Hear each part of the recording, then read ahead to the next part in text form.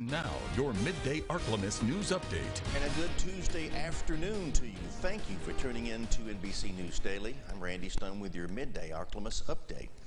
Well, the impacts of inflation are hitting South Arkansas's food pantry this season.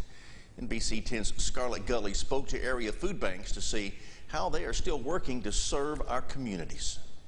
As inflation and supply chain shortages continue, it grows harder for people to feed their families. I spoke to David Robinson, commanding major for the Salvation Army in El Dorado. He says the holiday season sparks a never-ending need to fill their local food pantry. Sometimes it's 25, 30 families a day, 4 days a week. Sometimes more. We've done as many as 45 here recently in one day. And 25 of those were all new families, people who had never asked for help before. Somehow we've got to break that cycle of those always reaching out, asking for help. How do we help them help themselves? On Monday, El Dorado Rotary Club hosted a panel discussion with local food banks to discuss ways the community can help fill those needs right now. And working in the nonprofit world, I saw quickly that food insecurity was a big thing. We all know it exists. It's not a part of the conversation. There are so many local organizations that have food banks and are meeting this need that when we were looking at what does our club need, because we have a lot of people that sit around this room that can make a difference. They need to know where to make the difference. Both Interfaith Food Pantry and the Salvation Army say the biggest need is for monetary donations or canned food items. You can also volunteer at the Army's pantry to help this holiday season. Head over to Ark-La-Miss.com for ways to donate or volunteer and see a full list of food banks in the area. Reporting in El Dorado for your Ark-La-Miss news source, I'm Scarlett Gully. And if you can, please donate. Now is the time. In education news, McDonald's donates over $17,000 to the Grambling State University Student Services Program.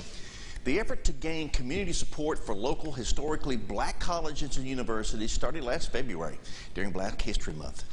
Customers are encouraged to show your support through a deal on the McDonald's app. As a result, a portion of each of those purchases will be donated to the schools. It's a blessing being able to have McDonald's pour into us, being able to have them bless us in this way with with the contribution to the students, to the school, for our beautification, for our matriculation as students, getting ready for the world that we are being to face this today. So it's truly a blessing. Total amount donated to Grambling State was $17,993. Another university in North Louisiana, Southern University, Shreveport, received nearly $10,000 in donation. A new hospital will open in the city of Ruston and is called the North Louisiana Medical Center. Engineering and design plans are expected to start in 2023, take about 3 to 4 years to complete. It will be located on the corner of Commerce Street and Celebrity Drive. You cannot grow a great city without a great hospital, without a great medical center, and that's exactly what they're doing. We just appreciate so much their investment in our city.